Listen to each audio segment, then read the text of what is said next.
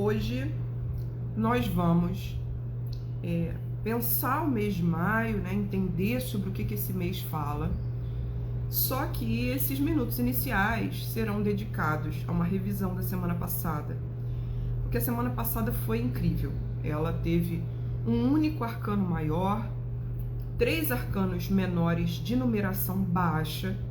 A gente tem 2 cartas 2 e uma carta 3. E o que isso significa? Significa que é um trabalho de formiguinha, né? A gente precisa cuidar de pequenas coisas para que a gente consiga dar passos maiores. E o passo que está significado no arcano do julgamento, ele é muito grande. Ele é um passo que é o passo determinante, aquele último, quase o último, né? O penúltimo passo, quase o último é ótimo.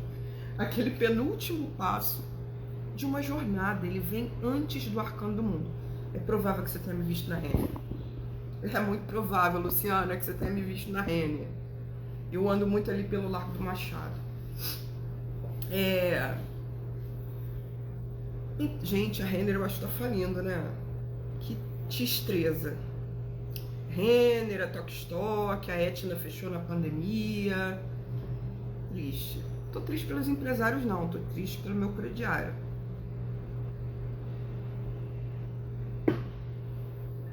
Então, eu preciso começar falando sobre o jogo da semana passada, porque em primeiro lugar eu não pude entregar live. Foi uma semana puxada, arrastada, e eu terminei a semana doente. Eu tô doente. Eu não sei, eu vou daqui a pouco fazer um teste, mas eu acho que eu não tô gripada, nem que é Covid, nem nada. Eu acho que eu somatizei. Acho que eu não tô emocionalmente tão bem. E eu tô fazendo esse vídeo pra eu ficar. Porque é a minha forma de conexão. É a minha forma de deixar uma marca generosa no mundo, né? E ao mesmo tempo movimentar essas simbologias aqui. É muito impressionante porque assim, eu como essa pessoa que traz, né, se propõe a fazer esse trabalho de trazer o tarô da semana, jogo do mês, jogo do ano, eu faço contato com todas as cartas, eu vivencio todas elas, algumas mais do que outras. E às vezes elas começam a acontecer antes pra mim, e isso me permite chegar e trazer essa mensagem. Ó, gente, eu acho que essa carta tá se manifestando desse jeito. Mas às vezes o processo demora. Só ontem, quando eu compartilhei, essa live vai ficar salva, tá? As lives sempre vão ficar salvas, se não for aqui no YouTube. Ontem eu compartilhei, tá nos meus stories, é só vocês verem lá. Eu compartilhei um vídeo de um influencer angolano, onde ele canta uma música tradicional angolana que diz que a gente vai a um mercado com uma lista na mão. Essa lista nos é dada pelo divino e a gente não pode comprar tudo nesse mercado. A gente precisa não se desviar, né, manter o foco das coisas que a gente realmente tem que comprar. A gente tem aquele limite de coisas ali para comprar. Não dá para ter tudo.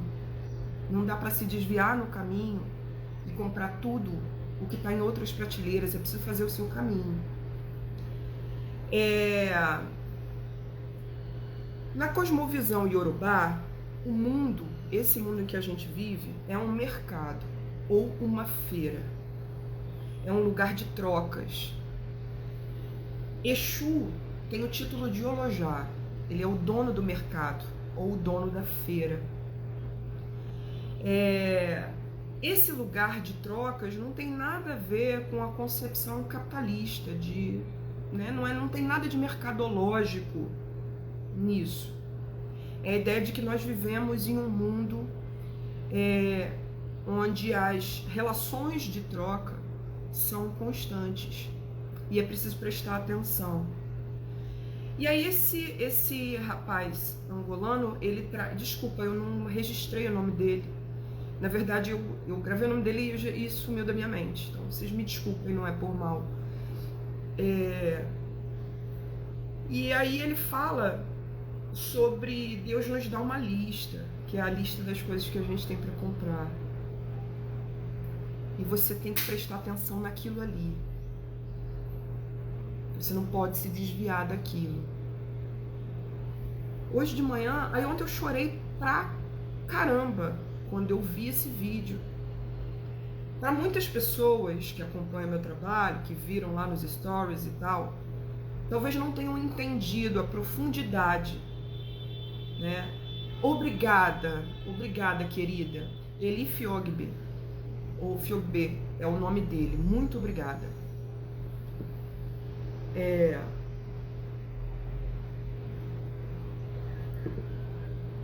Vai sempre ficar salva, gente. Sempre. Muito obrigada por vocês quererem assistir. Volta. E aí eu fiquei muito emocionada. Eu sei que nem todo mundo entendeu, porque nem todo mundo conhece, né, a cosmovisão iorubá. Nem todo mundo conhece esse conceito de mercado, né, um mercado terreno ou feira. Alguns mitos falam feira, outros mitos falam mercado. As duas coisas estão corretas.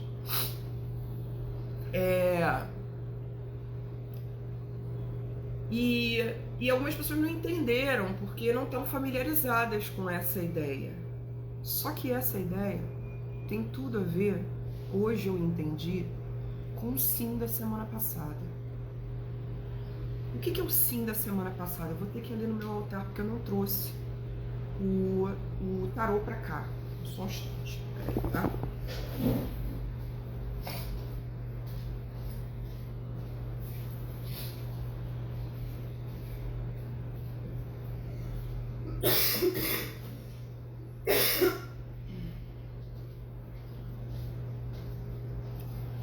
O sim da semana passada traz o 2 de paus. O 2 de paus é o momento em que o herói de paus, que eu chamo de herói do fogo no cu, ele começa a sua jornada. E ele começa a sua jornada indo visitar o seu mestre. Ele atingiu a maioridade, vamos supor que tenha atingido 18 anos, não sei qual a maioridade lá, né, no mitoverso. Ele atingiu a maioridade e ele está pronto como herói. Sim, tem lírio da paz, tem peperome a melancia, aqui tem a minha jiboia que tá gigante, aqui é Croton. Esse herói de paus, o Jazão, tá pronto.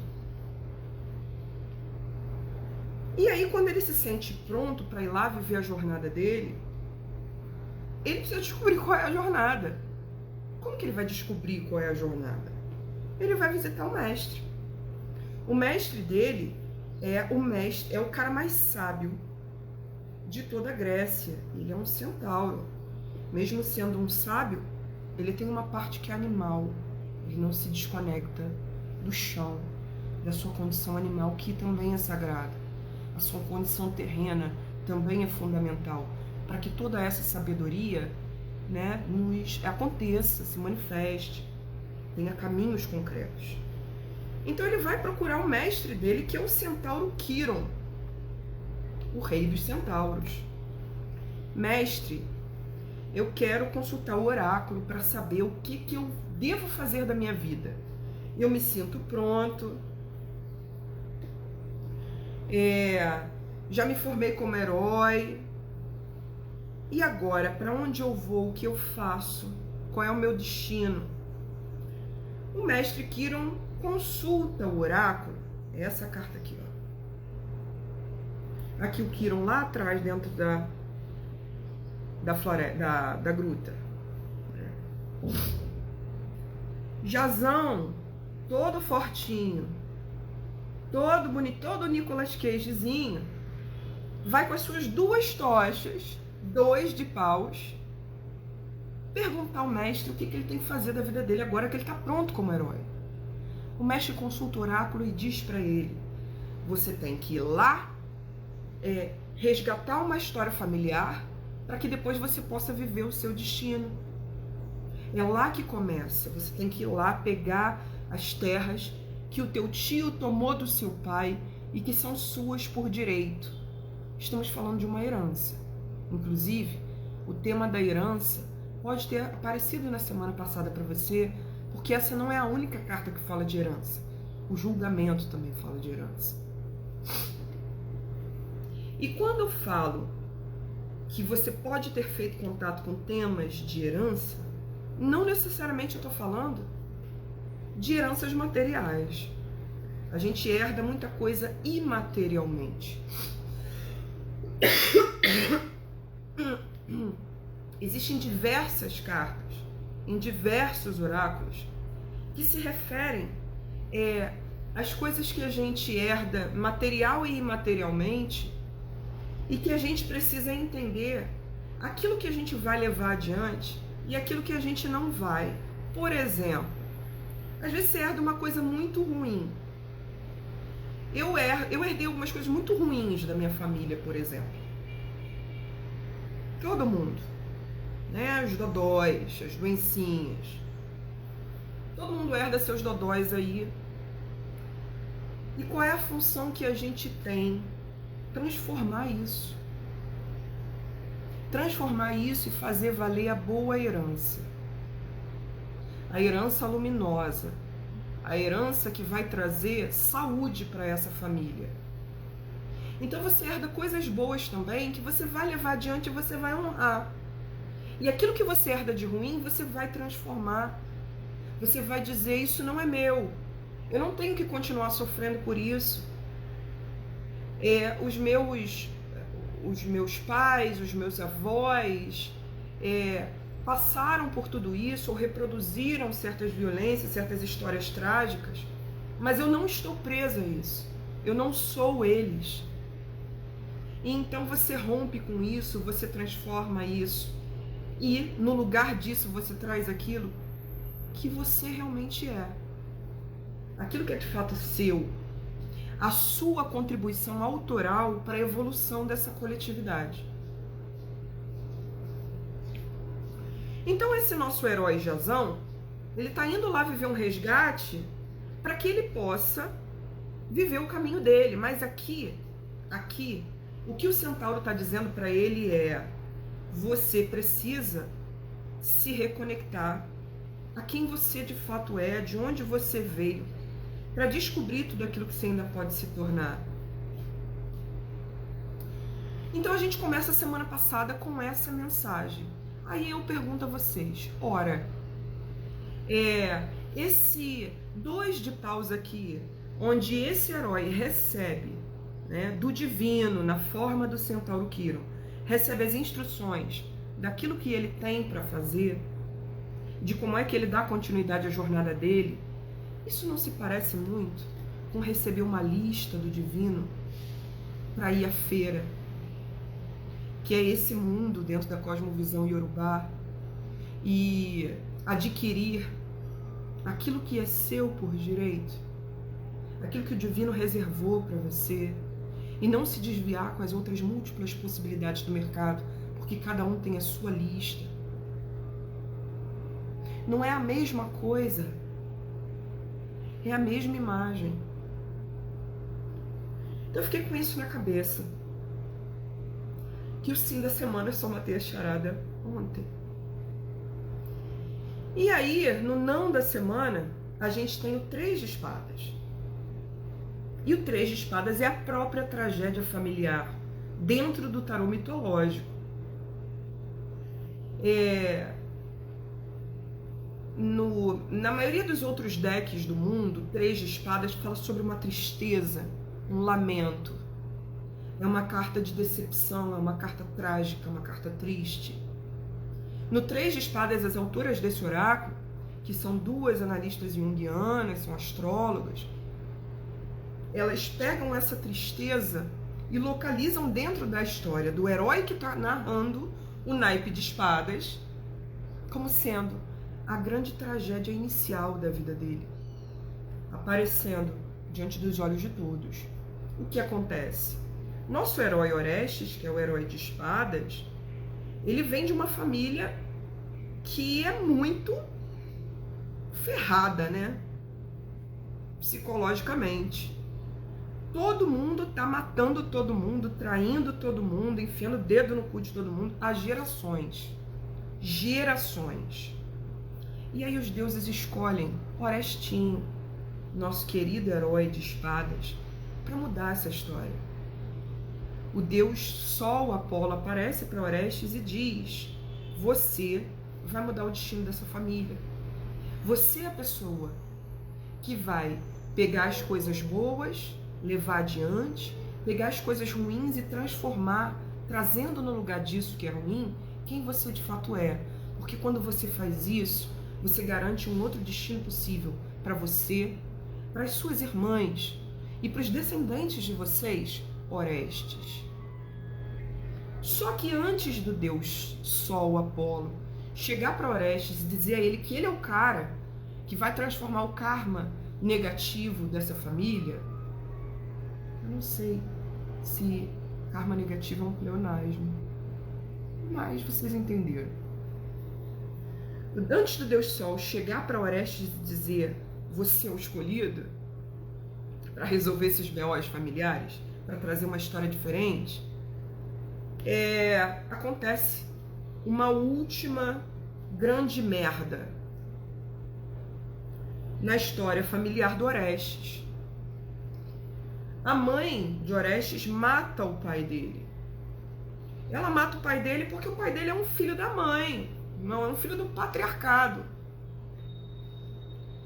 Ele entregou a própria filha em sacrifício para limpar a barra dele com os deuses. Os deuses é que disseram: não vou aceitar essa garota em sacrifício.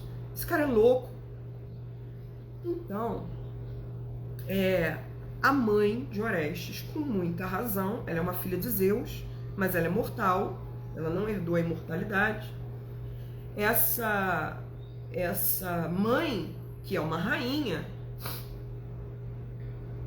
Nilda Matrix, essa mãe, ela se junta com um amante, porque é óbvio que ela já tá metendo muito galho nele, ela não aguenta mais esse bolso lixo da vida.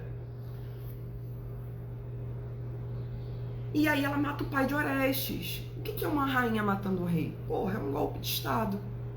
Ela pega o filho Orestes, que seria o herdeiro legítimo do trono, e manda ele lá pra casa do caralho. Vai pra colônia de férias. E assim o Orestes fica sem saber o que aconteceu por um tempo, até que ele recebe a visita do deus Sol, e o deus Sol diz pra ele o que ele tem que fazer para transformar o destino dessa família. O que ele tem que fazer é terrível. Ele tem que matar a própria mãe. Ele tem que romper com as raízes adoecidas dessa família. Só que a doencinha aparece no não do jogo. O momento em que a grande merda estoura no naipe, o momento de maior tristeza dentro do naipe, é esse aqui. Os pais de Orestes se matando. Possivelmente você tem familiares que estão aí se matando. E se você não tiver, esse jogo vai representar essa doencinha que você herda deles, e vai representar também os campos da vida onde conflitos acontecem, situações limites muito negativas acontecem, e que te remetem a essas dores de um passado familiar. Então, por exemplo, se você passou por uma semana onde você viveu, você enxergou na sua história de relacionamento a reprodução de dores das mulheres da sua família, você chegou perto do Três de Espadas. Se você está sofrendo há muito tempo por uma coisa que você internalizou, que é uma herança familiar, você viveu o Três de Espadas. Se você viveu outros conflitos, Você tem que tentar entender qual foi o gatilho, mas é possível que eles acessem esses lugares tenebrosos dentro de você que são herança familiar. Não é porque uma carta está no não que a gente não vive a carta. Eu dei a recomendação expressa para o pessoal do laboratório também no texto do tarô da semana passada, para que as pessoas não chafurdassem na simbologia do Três de Espadas. Os conflitos, as tristezas, né, as separações, toda a merda no ventilador. Então o Três de Espadas saiu no não. Eu tô falando do jogo da semana passada. Era pra gente dizer um grande não a tudo isso. Qual a forma de dizer um grande não a tudo isso? O sim, que já não tá aqui. Cadê o sim? Ah, tá aqui. Ai, gente, a carta sumiu. Eu tô toda enrolada aqui com as cartas. Então o sim era o herói indo lá se apropriar do que é dele, de fato. O que é teu, é teu. O que você não tem que reproduzir dessas tragédias familiares, você não tem que reproduzir. Às vezes você precisa abrir mão disso que você não tem que reproduzir, mas que ainda te dói, para que você possa botar a mão naquilo que é de fato teu. Para que você possa pegar a tua lista, honrar e ir para a feira com muita consciência.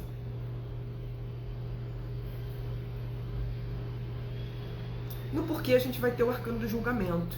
Ele é o porquê. Ele é a razão do jogo. Da semana passada, vamos lembrar que estou falando da semana passada.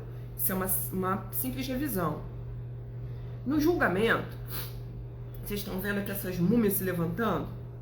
Então, a representação clássica do arcano do julgamento é mortos se levantando das suas tumbas. Anjinhos tocando as trombetas do Apocalipse. É o momento em que a gente vive resgates do passado. A gente está um passo antes da jornada do tarô acabar. A gente está um passo antes do arcano do mundo. O julgamento saiu há algumas... Exatamente, eu ia chegar aí. Bem, Mercúrio retrógrado. Isso é um tarô mitológico. É um tarô baseado na mitologia grega. Então ele vai dialogar muito com a astrologia. A gente vê, eu trago muitas relações com os movimentos astrológicos, né, quando determinados jogos saem. Então, o julgamento é aquela carta onde os mortos se levantam. Mas também é uma carta de renascimento. É como se você tivesse chegado ao final da jornada do tarô. Você está lá quase no arcano do mundo, que é o último arcano.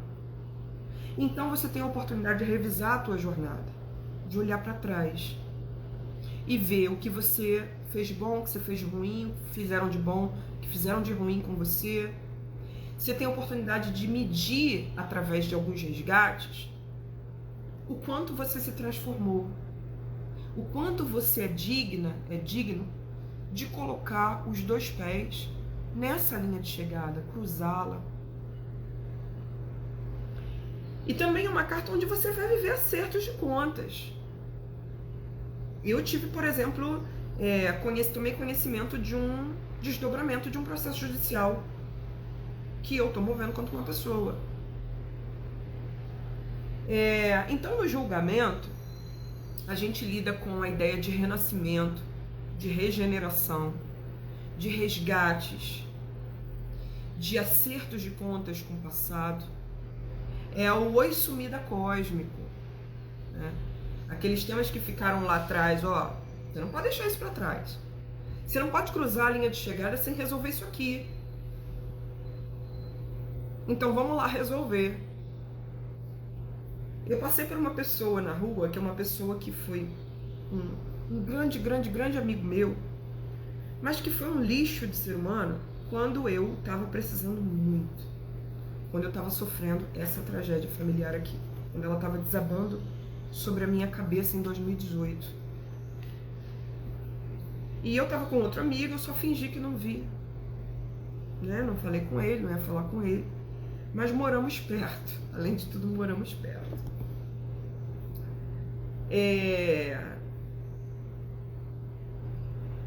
E aí a simples lembrança de que essa pessoa existe, ela já coloca na mesa vários temas que eu tenho que resolver dentro de mim.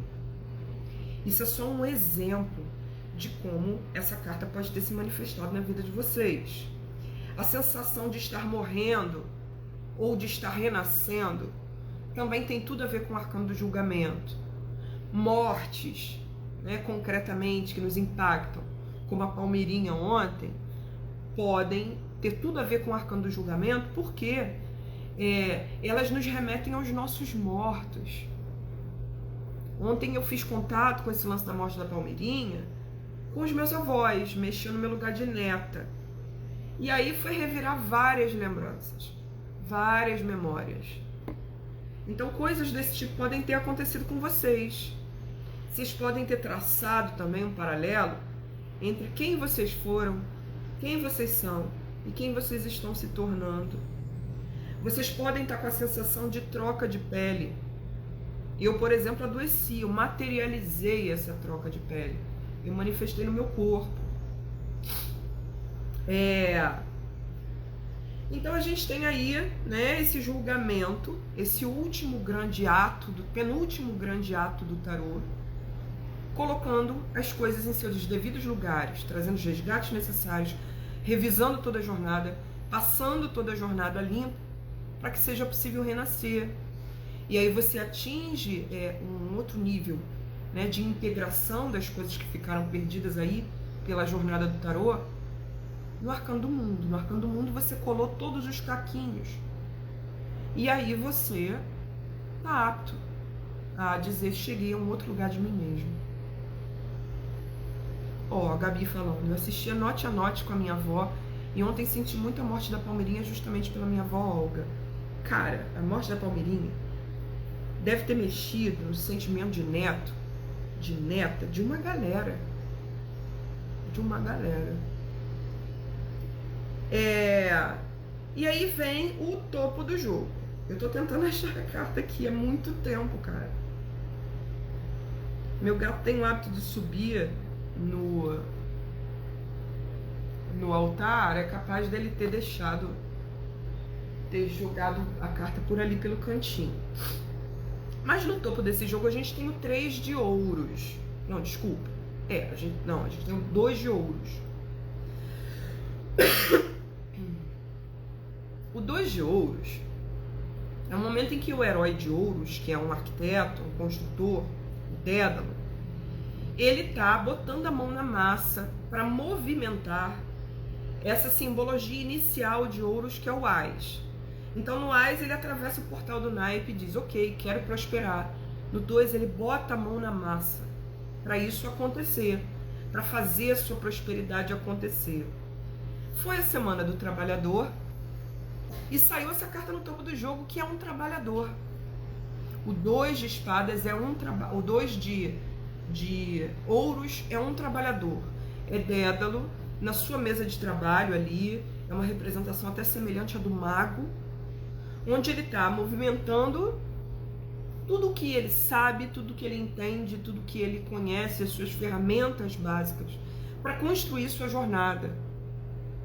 O trabalhador se levanta desse jogo. Eu vou dizer para vocês como que isso se refletiu na minha vida. Vocês viram aquele texto que eu postei ontem, que é trágico, né? Minha vida tem muitas tragédias. Já teve. Daqui para frente, como diz o título, né, dessa reflexão sobre as deusas, daqui para frente eu quero aprender aos pouquinhos a ser feliz, através do autocuidado.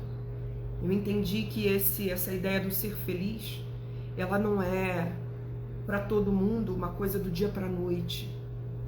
É uma construção. É um caminho de autorizações íntimas. É um caminho de aprender a se colocar no colo e se dar aquilo de que estamos precisando. Mas a minha experiência do 2 de ouros, realmente o 2 de ouros não está aqui, estou preocupada. Cadê o 2 de ouros? A experiência do 2 de ouros na semana passada teve a ver para mim com o resgate da trabalhadora que eu fui, da trabalhadora assalariada que eu fui, que na adolescência teve que vender quentinha, Eu tinha vergonha. Eu não achava que era honroso, não. Minha mãe, desculpa, não achava. Ah, muito digno, não. Eu ficava muito constrangida. Porque o motivo pelo qual eu estava ali é que eu tinha que vender quentinha. Às vezes a minha mãe me deixava com as coisas para preparar. Tipo, faz aí esse arroz, faz essa carne aí, e é isso que a gente vai vender.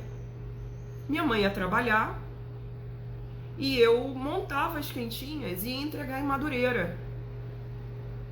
Então eu passava muito assédio. Eu ia com o uniforme da escola, eu estudava no Pedro II, aquele uniforme de colegial. Depois enfim, muita coisa aconteceu. Eu tive outros empregos ainda no final da adolescência. Fui operadora de telemarketing, fui muito humilhada. Tinha uma moça que era minha superiora lá, minha treinadora. O primeiro telemarketing que eu trabalhei foi uma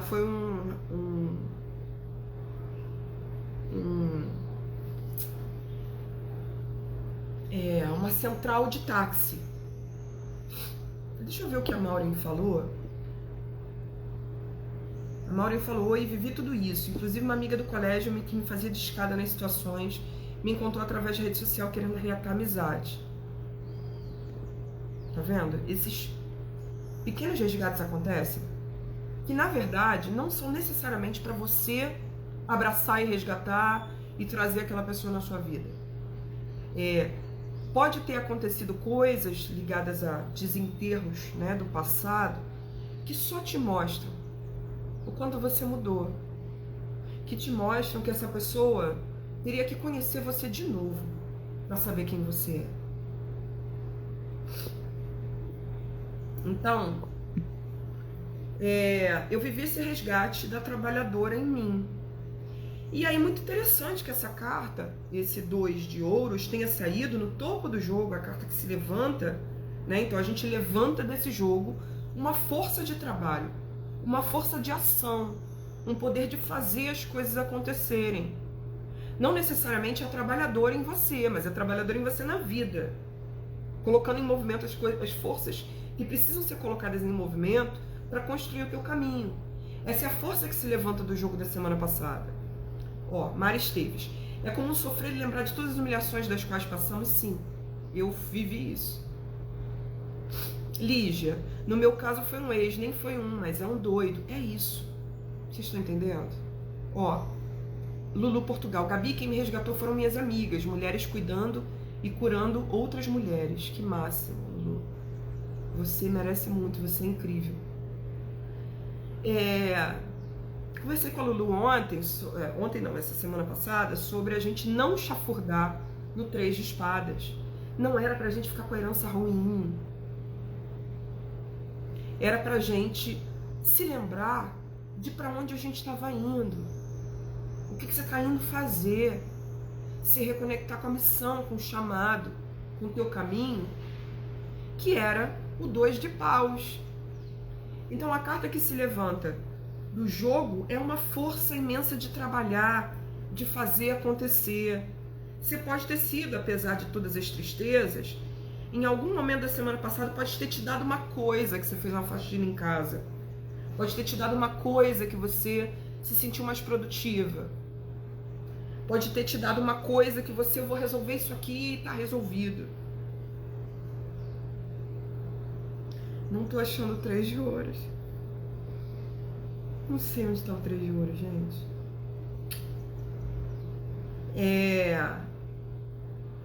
Então, essa é a revisão da semana passada. E aí eu tava falando sobre o resgate da trabalhadora em mim, né? Eu tô movendo uma ação contra uma pessoa que me difama muito, muito nas redes. E que inventa coisas. Ela fala, por exemplo, que meu jogo custa R$2.000.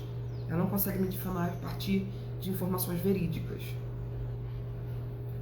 E aí eu fiquei muito mal, assim, na semana passada com o desdobramento do processo.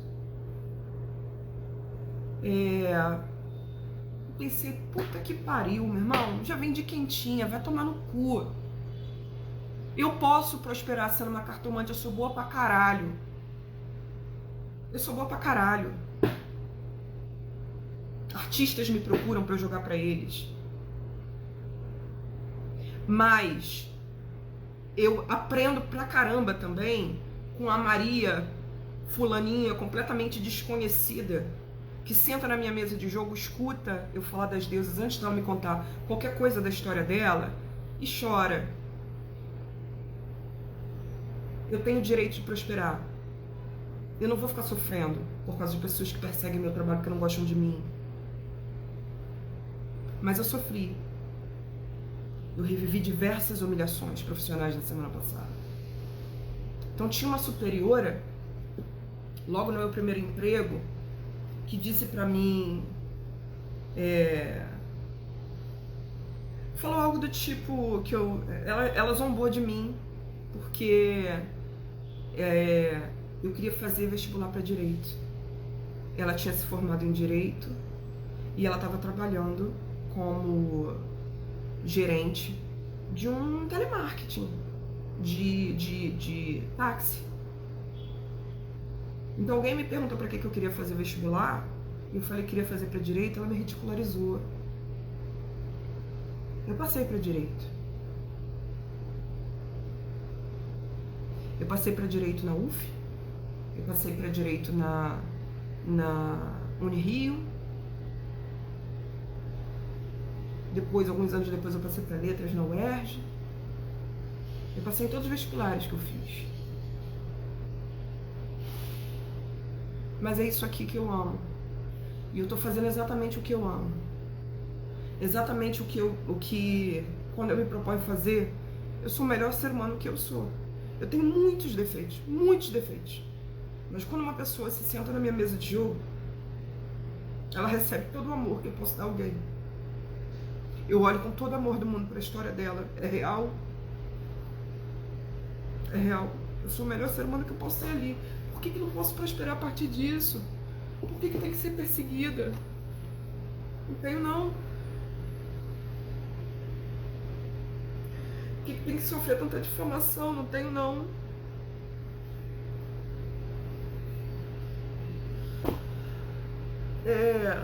Então, semana passada foi desses resgates e era pra gente não fazer o que eu tô fazendo agora. Chafurdar na tristeza, na memória do pior das humilhações.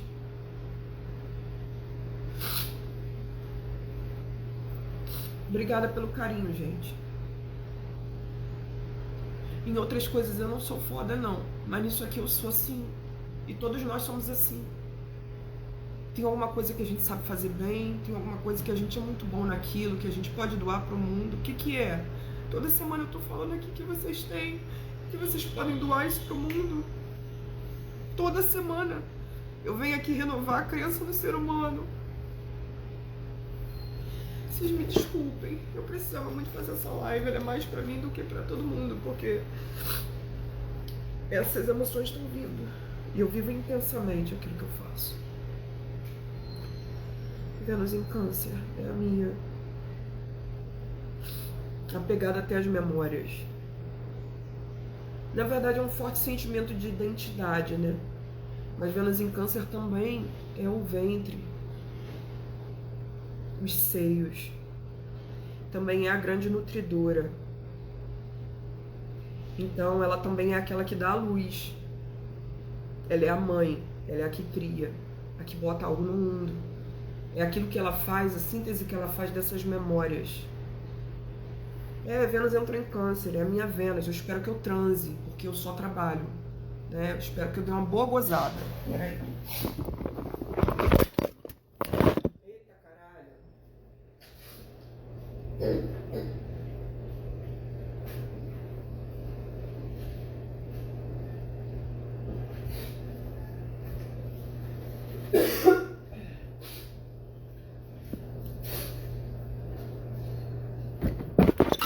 Então, na semana passada é importante que a gente tenha revisado quem a gente foi, para onde a gente está indo, o que a gente está se tornando, que a gente não fique aprisionada, chafurdando nas memórias do passado. Ó. Que a Mãe Oxum te abrace e te cubra de bênçãos. A bênção que assim seja, axé.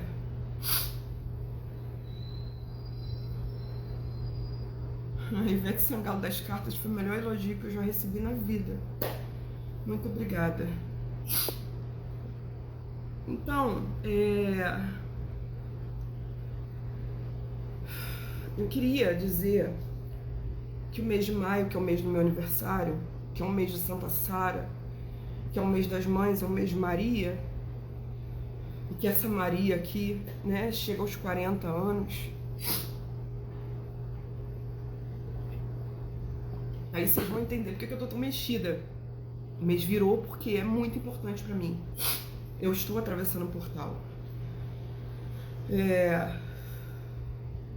Eu queria dizer que a minha amiga Gabi Pompilho, que está assistindo esse vídeo, já deu aí suas contribuições.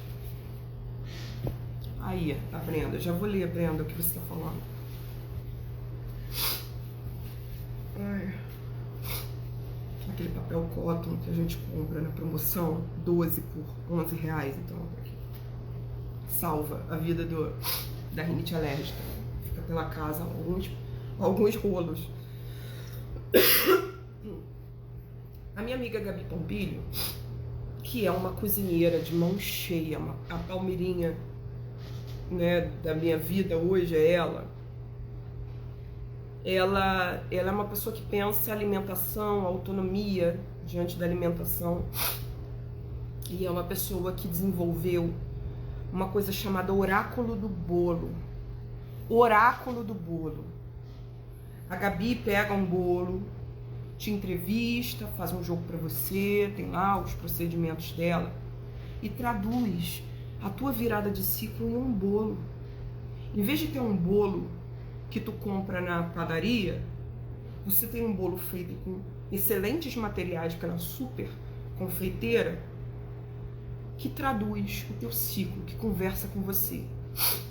No ano passado foi um ano de muitos resgates para mim, no sentido da ancestralidade indígena. Eu realizo meu teste de DNA que eu ganhei na pandemia de uma outra amiga e não fiz, levei um ano para fazer. Realizo meu teste de DNA e descubro que sou majoritariamente indígena. Não sabemos de onde, porque não tem como fazer essas testagens, então eles não têm um banco de dados tão amplo para dizer.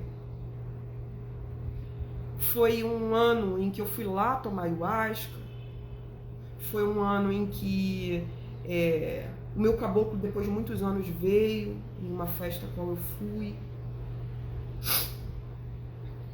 E antes de tudo isso acontecer, a Gabi fez um bolo para mim cujo recheio era manjericão.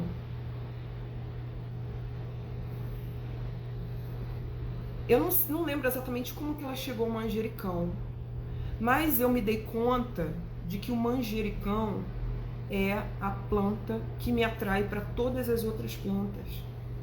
O manjericão é a planta que me devolve a floresta. Como que a Gabi intuiu isso? Sei lá. Ela é uma oraculista do bolo. Ela enxerga as pessoas através da alimentação e a alimentação através das pessoas. Eu recomendo a todo mundo que queira, né, dar um bolo a si mesma de aniversário ou de Dia das Mães, que procure o oráculo da Gabi. Aí, ó, tá aqui ela falando, Lovely Gabi Comidinhas, que manjericão é uma planta de poder pra mim, e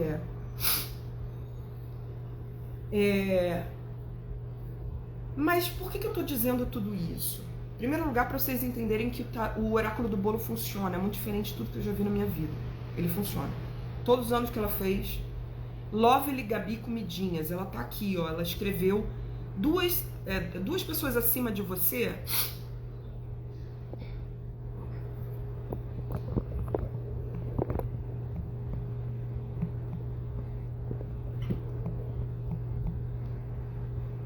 Aqui. Procura lá. Procura lá. Por que eu tô falando tudo isso? Porque a Gabi, que é essa bruxona na minha vida, ela simplesmente entendeu que o Dia das Mães Talvez não deva ser chamado de Dia das Mães, porque é uma época muito difícil para todo mundo. Talvez seja melhor a gente chamá-lo de Dia do Colo. E isso tem tudo a ver com as deusas do mês de maio. Eu vou explicar o porquê.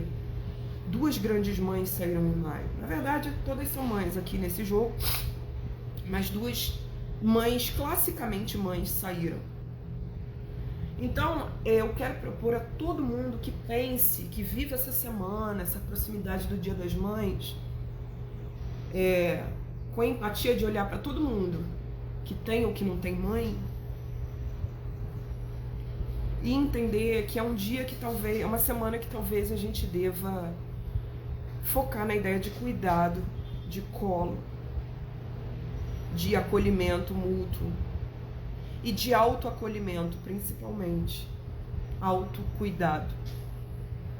A ideia de nos tornarmos mães de nós mesmas, e eu não quero saber se você é um homem, porque nós estamos falando de arquétipo aqui. A ideia de encontrar esse colo, esse cuidado dentro de nós, é o que o jogo das deusas do mês traz. Antes de continuar falando e entrar nas deusas do mês, eu vou voltar lá na mensagem da Brenda.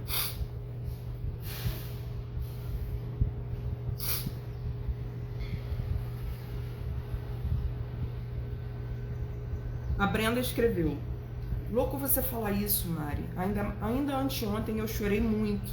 Do mais absoluto nada, simplesmente por lembrar tudo que eu passei e pensar, puta que pariu, por que tem que ser tão difícil? Isso é típico do jogo da semana passada. Mas eu tô querendo fazer esse vídeo agora pra gente produzir a guinada. Porque o jogo das deusas de maio diz pra gente que a gente sai do mês feliz, ou aprendendo um pouco mais de como a gente se faz feliz aos pouquinhos, de como a gente exercita esse autocuidado, né, para que a gente possa se dar aquilo de que a gente precisa e se realinhar com a nossa ideia de felicidade. Então a gente tem que estar sempre se pegando no colo, se limpando, se curando, se reconectando, se lembrando de quem a gente é, se lembrando ao que a gente veio fazer, do que a gente veio fazer na feira, do que o divino nos deu em termos de lista, para que a gente possa comprar as coisas dessa feira, desse mercado.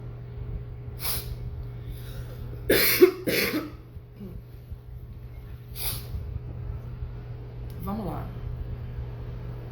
Aí a Brenda fala para eu ir para São Paulo. Cara, que louco, né? Eu amo o Rio, acho que eu vou ter casa aqui para sempre. Eu gosto muito do Rio, cara. Mas eu já sonhei, eu tenho um sonho recorrente de que eu trabalho em São Paulo. Eu acho que alguma coisa pode acontecer. Amiga, te amo. Gabi, Lovely. Eu amo todas as minhas amigas que estão aqui. E Mila foi roubada, Que merda, Mila. Espero que você esteja bem. Que bom que você foi acolhida por uma amiga. O roubada é o 3 de espadas no não. É não ficar no lugar onde esse... Por isso que é tão importante, cara, analisar os exemplos concretos. O 3 de espadas no não é um crime. O 3 de espadas é um crime no tarô mitológico. Só que ele sai no não. É pra você não ficar onde esse crime te colocou. É pra você se lembrar do que você estava indo fazer, a que você veio, quem você é, pra onde você tá indo, que é o 2 de paus. Eliana, obrigada por ser tão maravilhosa, que fofa. Estou me autocuidando e descobri que não poderei engravidar e que vou precisar tirar o útero. Sinto muito, eu espero que você esteja bem. Eu sou uma filha adotiva. Você pode ser mãe se você quiser ainda. Mas eu sou uma filha adotiva, por exemplo, que escolhi não ter filhos. Pode ser que o destino me surpreenda, mas também é possível ser feliz. Você ainda pode se realizar, ou decidindo não ter filhos, ou decidindo adotar.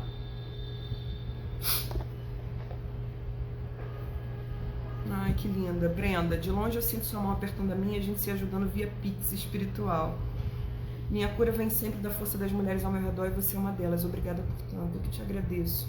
Minha querida, tamo junta. Foi denso, né? Semana passada foi denso.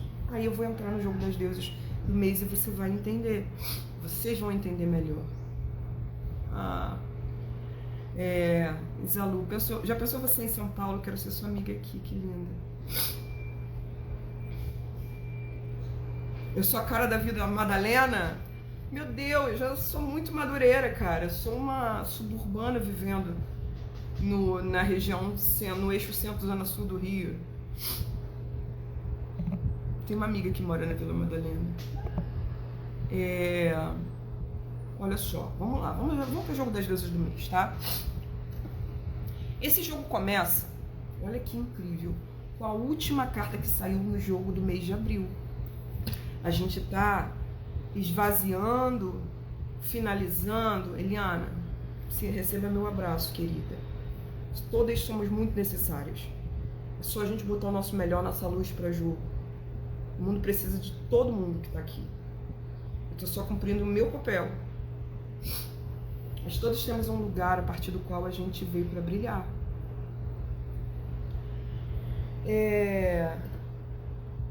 O jogo começa com a Caridwen. O nome dela se pronuncia assim, porque é um nome celta. Nossa, que chique, né? Aquela. Caridwen, morte e renascimento. Ela saiu no topo do mês de abril. A gente virou o mês e a experiência não se completou. Ela é a última de abril e a primeira de maio. Nesse início de maio, a gente ainda está completando a experiência dessa deusa. E do que essa deusa fala? Da finalização de um ciclo, morte e renascimento. É por isso que a gente vai ter conhecimento mesmo de falecimentos, mesmo que não sejam pessoas próximas. Esses falecimentos vão nos impactar, vão fazer a gente se reconectar com os nossos mortos.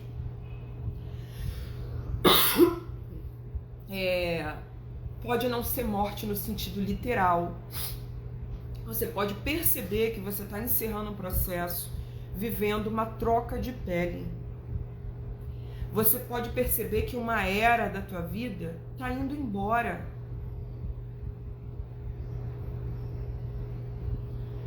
Então, a Caridwen traz a finalização de um ciclo, que é a morte, e a abertura para um novo ciclo, que é o renascimento.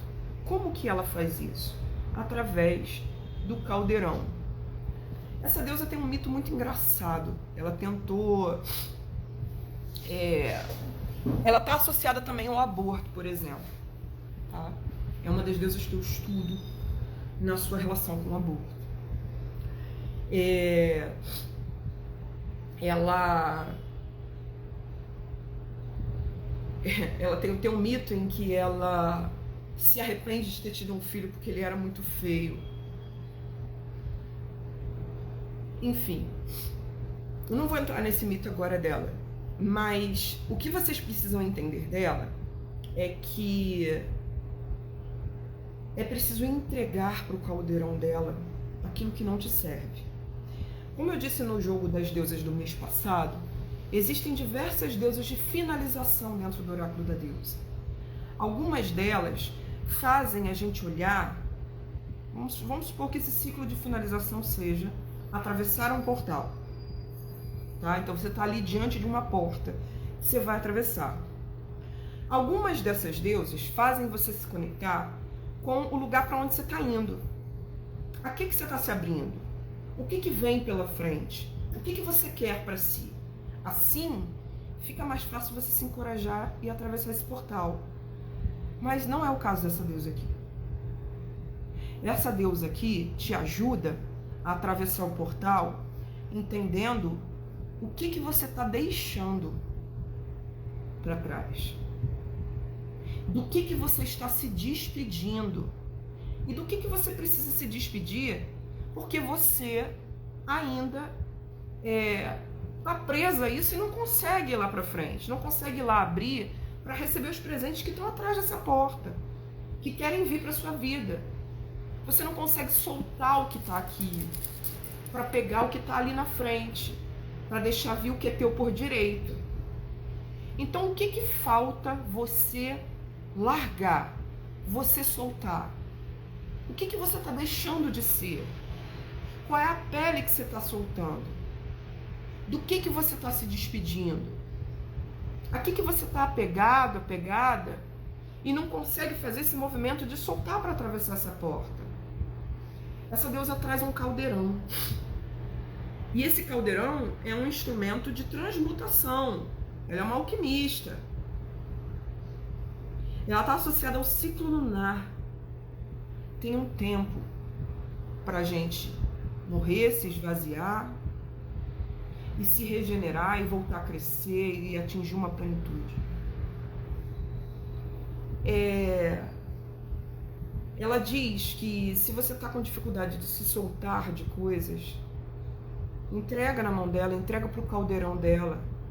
Entrega para o caldeirão dela o beijo daquele homem que você não consegue se desligar dele, mas você sabe que ele te faz mal. Entrega para o caldeirão aquele emprego que está te humilhando, que está fazendo você desacreditar de si mesma. Entrega para o caldeirão uma relação ruim que você está estabelecendo com o seu corpo, autodestrutiva, para que você possa renascer em si mesma. Entrega para o caldeirão mágoas, tristezas, memórias que não ficam aí te martelando e que você não consegue transformar nunca, porque é preciso produzir novas memórias, é preciso produzir um novo caminho feliz. Enquanto você não se solta disso, você não se abre para o caminho feliz inteiramente novo. Então ela é uma transmutadora que está aqui para te ensinar a soltar. Soltou? Soltou, largou, deixou embora? Aí a gente entra na experiência da segunda deusa do mês. Só quero dizer que não é linear. É muito provável que a Caridwen, sim, diga, o projeto de finalização de abril se arrasta no início de maio. Vamos encerrar uma história. Algumas histórias, talvez.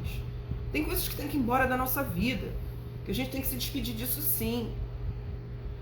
Então eu sou inclinada a achar que, como a Caridwen é a última de abril e a 1ª de maio, que ela está falando sobre um processo que se conclui aqui. Mas é claro que ao longo do mês de maio, a gente elabore melhor esse processo de finalização. Mas aí vem a segunda deusa do mês, Thalitíssima. Então, olha só. Na verdade, são 57 minutos de live aqui.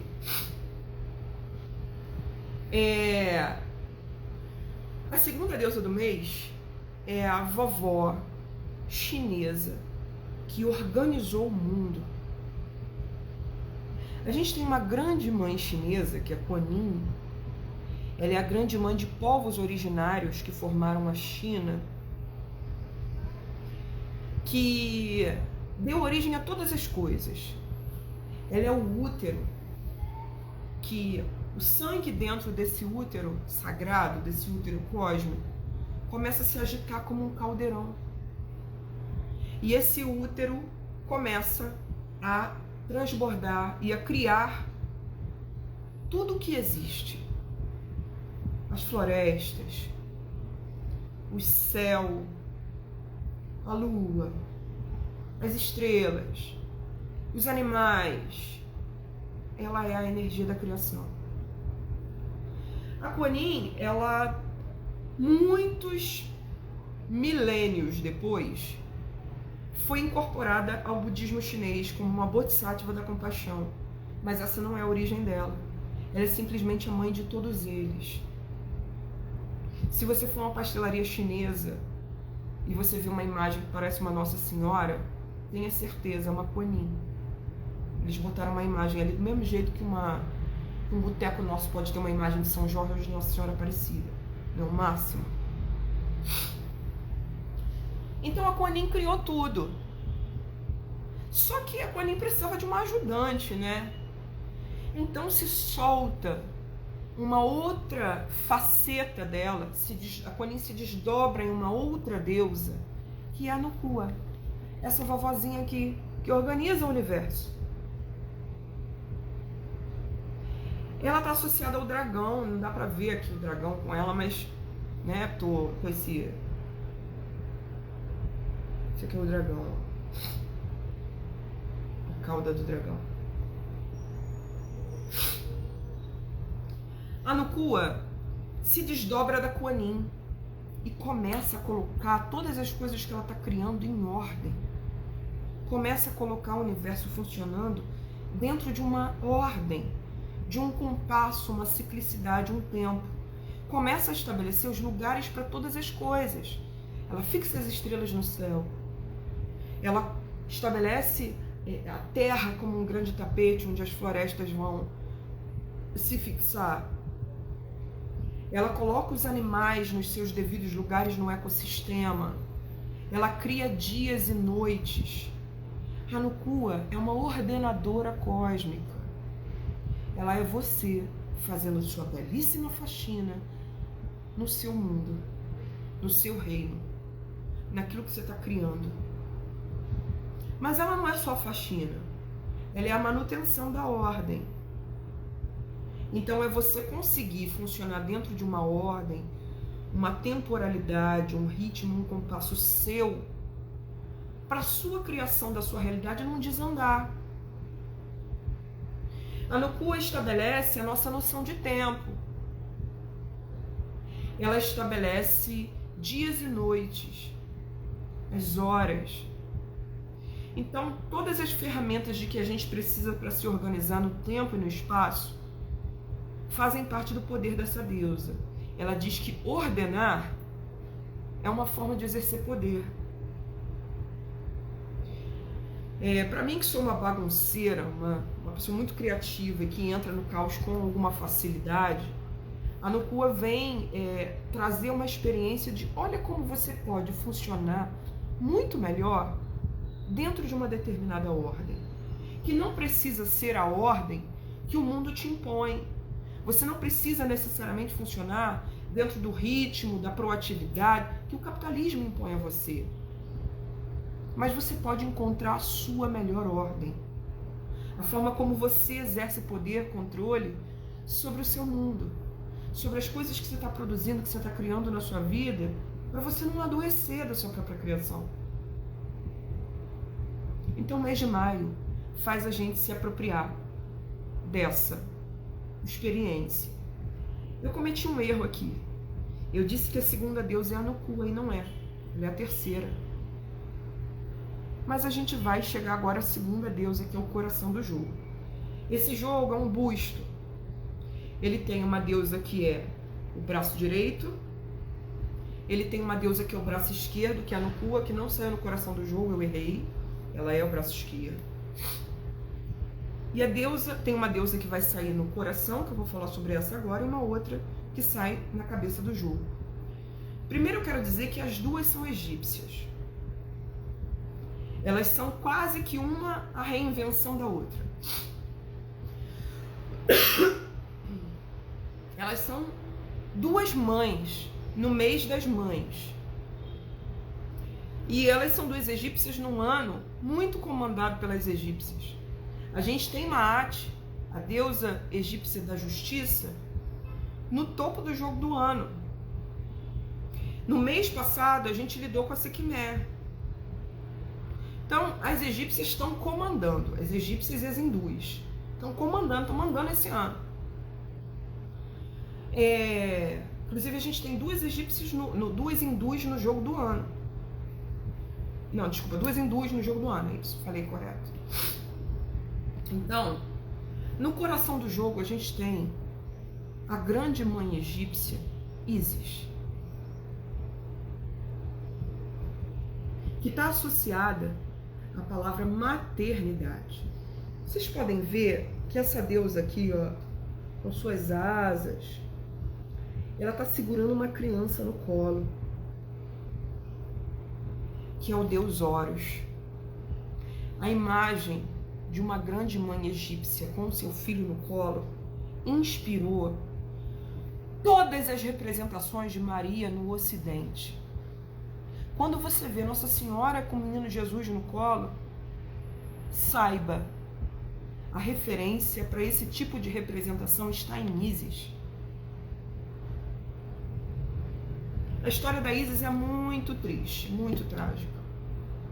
Ela é uma mãe sofrida, é uma mãe viúva, mas é uma mãe que curou a si mesma, curou todo esse sofrimento e que depois reinou lindamente como grande mãe de um povo.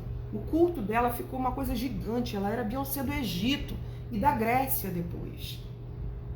Havia uma idolatria à figura da Ísis em níveis que eu acho que a humanidade nunca viu. Eu acho que ela é a deusa mais reverenciada da história da humanidade. Uma mãe.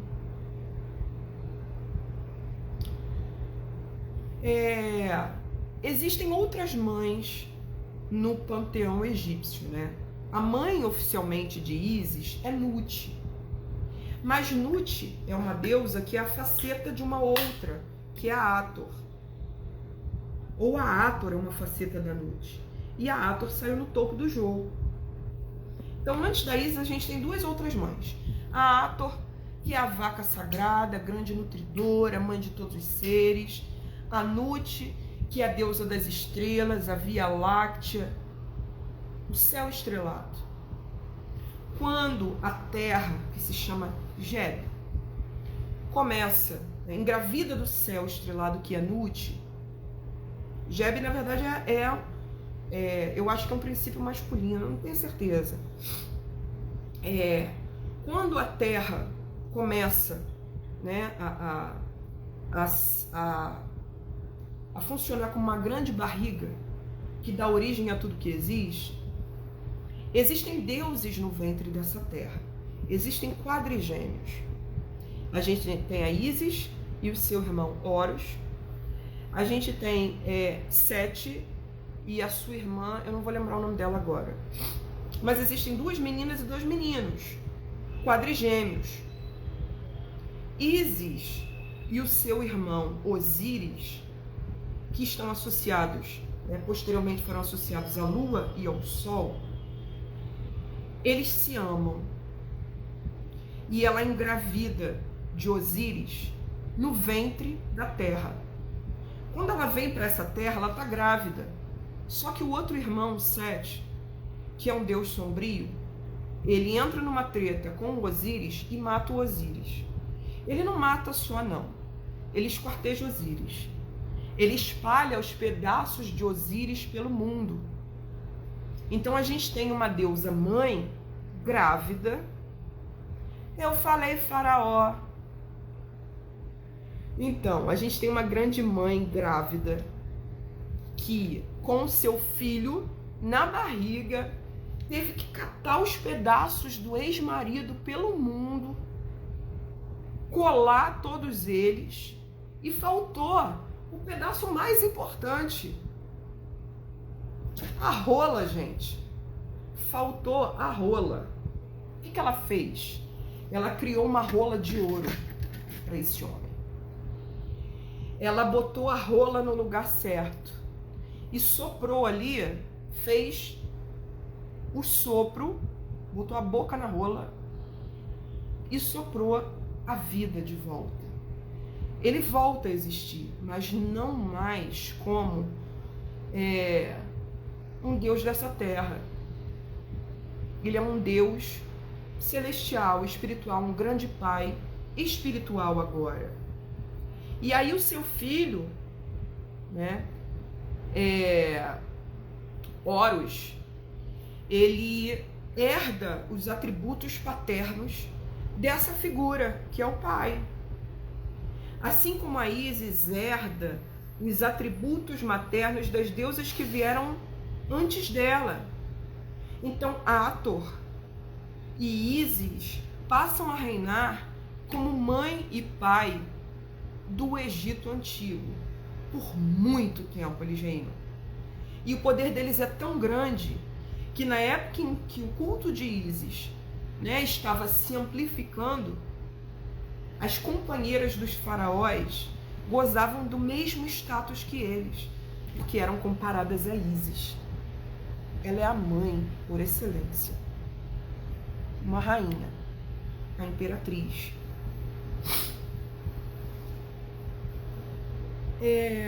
Essa ideia de uma grande mãe com seu filho no colo diz pra gente que nós precisamos, em primeiro lugar,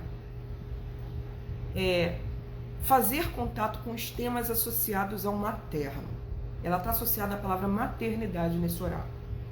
Então pode ser a maternidade no sentido clássico. Pode ser o Dia das Mães. Por isso que eu estou entregando essa live hoje, segunda-feira. Quanto tempo? Tá, 1h10. Espero que acabe com 1h15. Temas associados ao materno.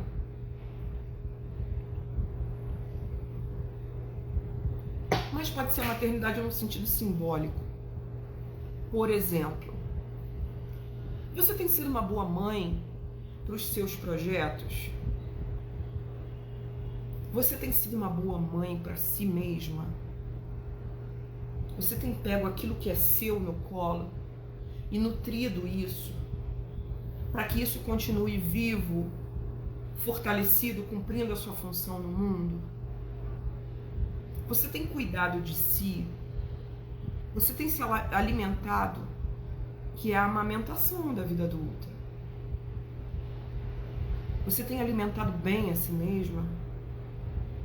A Ísis é uma deusa que faz a gente ter contato com a ideia de mãe de si mesma. Eu quero dizer para as mulheres que estão aqui, que são mães, que neste mês vocês precisam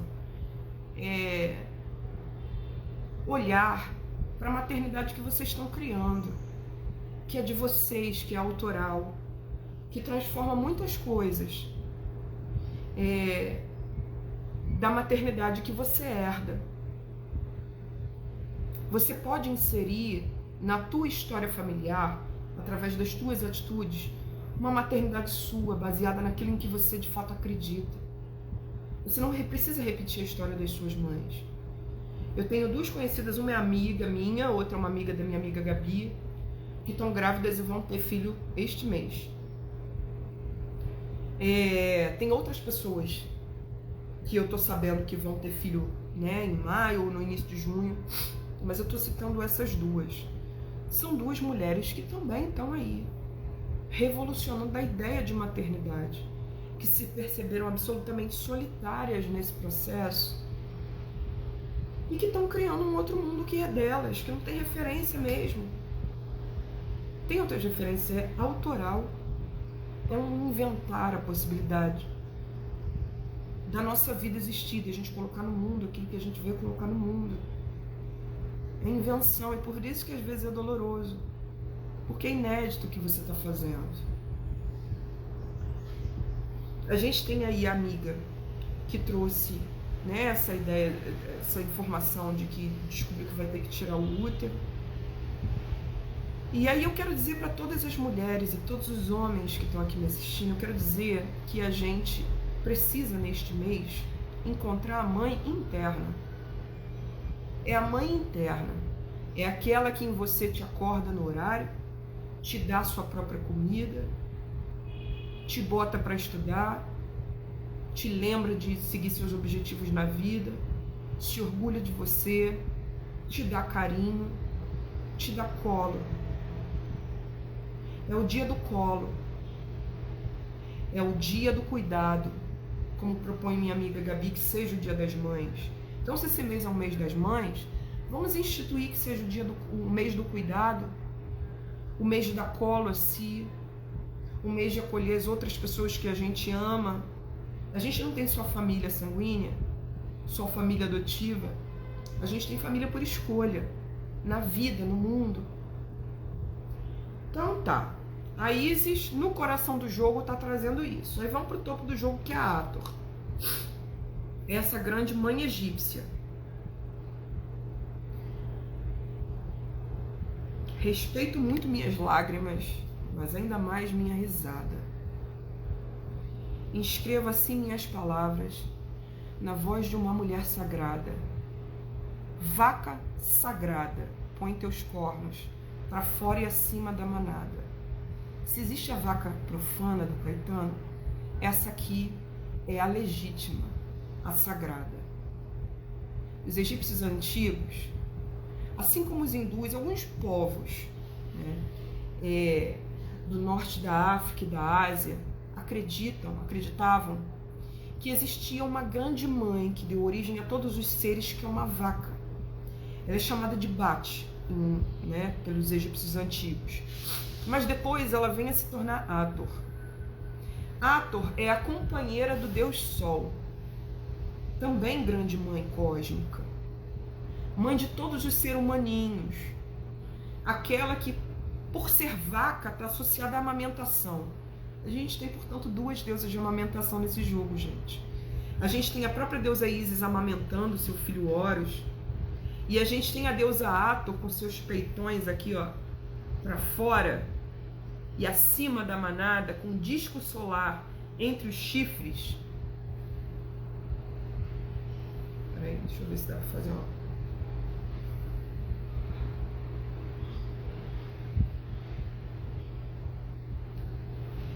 Esse chifrinho aqui é uma homenagem a ela. Sempre que eu boto esse chifrinho, na real, é uma referência a Hathor. É a vaca sagrada. A gente tem essa deusa aqui chamando atenção para a ideia de prazer. Por que que a palavra associada a ela é prazer? Porque você descobriu o prazer a partir da boca. Quando a sua mãe te amamentou ou quando ela não amamentou.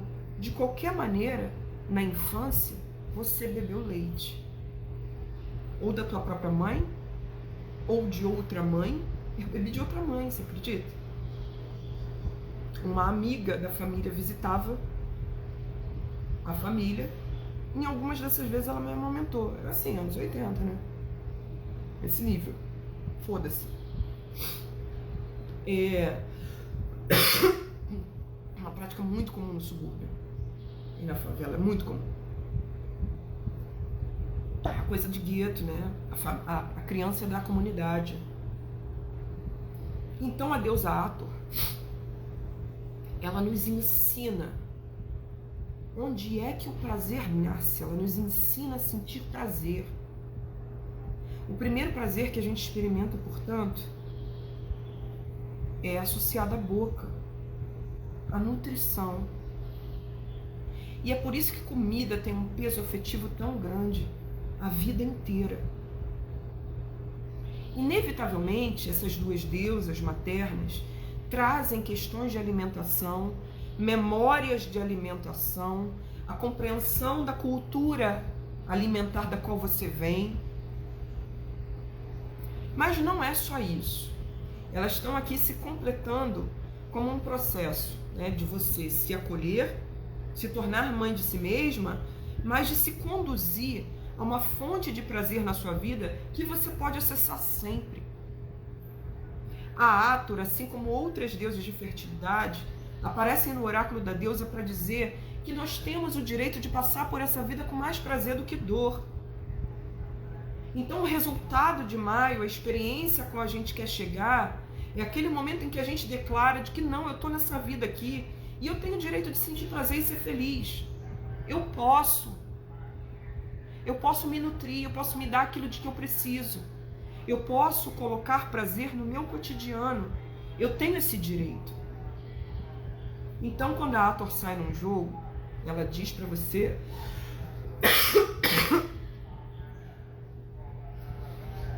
que você deve sim. Sem mais água. Que você deve sim colocar prazer no seu cotidiano.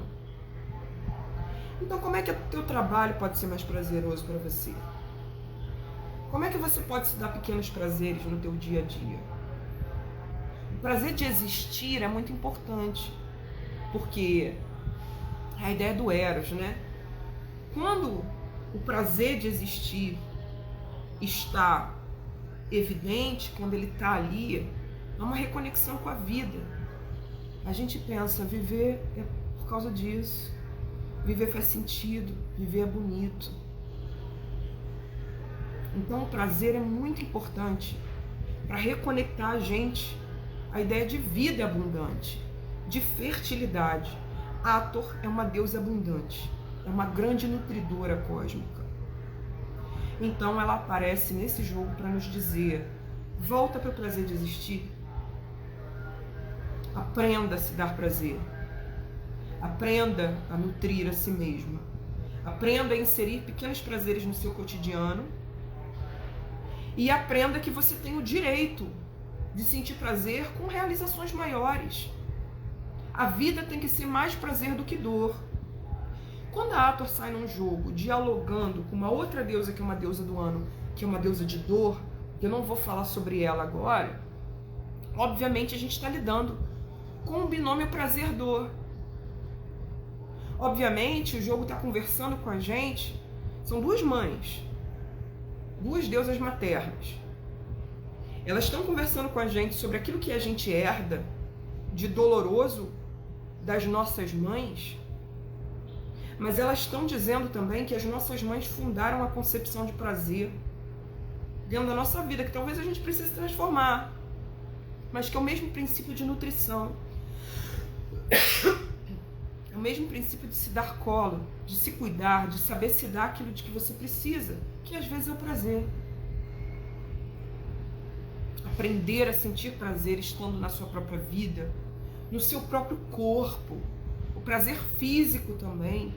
Desde você voltar a fazer um exercício que você ama, até o orgasmo mesmo, e volto a dizer, espero que eu dê esse mês, que eu não só trabalho, mas o prazer de alguma forma volta a ser possível, e é preciso que ele seja buscado, que ele seja desejado, que ele seja reverenciado. Isso vai completar o processo do mês, porque a gente começa no mês na morte e renascimento. A negação da vida, a desconstrução, a quebra. Então o que a gente faz para voltar a afirmar a vida com força? A gente vai na direção de Hathor. As deusas da base estão ajudando a gente a finalizar processos, organizar nossa vida, entender que organizar é uma forma de poder. Eu costumo dizer que organizar é tornar orgânico, né? É isso que significa. Então você estabelece uma ordem para você e funciona dentro daquilo, e a partir de determinado momento, aquilo se torna natural. E permite que você também seja natural, seja de verdade. Então organizar-se é poder. Aí no coração do jogo a gente tem a Ísis, falando que precisamos encontrar a grande mãe de nós mesmas. Lidaremos com temas maternos ao longo do mês, mas sobretudo precisamos encontrar aquela que em nós nos coloca no colo, e oferecer colo também às pessoas que a gente ama, que estão ao nosso redor, que precisam, dentro das nossas possibilidades. Cumprindo esse propósito, essa jornada aqui, a gente chega lá nessa mulher maravilhosa. A gente chega na deusa mais fafá de belênica, do oráculo da deusa, essa grande mãe, a vaca sagrada, que restitui o prazer e a abundância nas nossas vidas. Esse foi o jogo do mês, né? Nos minutos iniciais, até passei muito do tempo, eu faço a revisão do jogo da semana, e é isso. Um beijo, ótima semana, ótimo mês de maio pra gente. Quer me dar um presente? Quer me dar um presente? Contrata meu trabalho, vem jogar comigo, compra meu livro, participa do workshop de autoproteção energética, que as inscrições ainda estão abertas. Enfim, quer me dar um presente? Só vem através do meu trabalho. Mereço prosperar fazendo aquilo que eu amo, e vocês também. E quem quiser aí pro Dia das Mães, né, um bolo personalizado ou um oráculo do bolo para sua própria mãe, conversa com a minha amiga Lovely Gabi Comidinhas aí, essa penúltima que comentou, agora a antepenúltima. Um beijo, galera. Ótima semana pra gente, em mês de maio.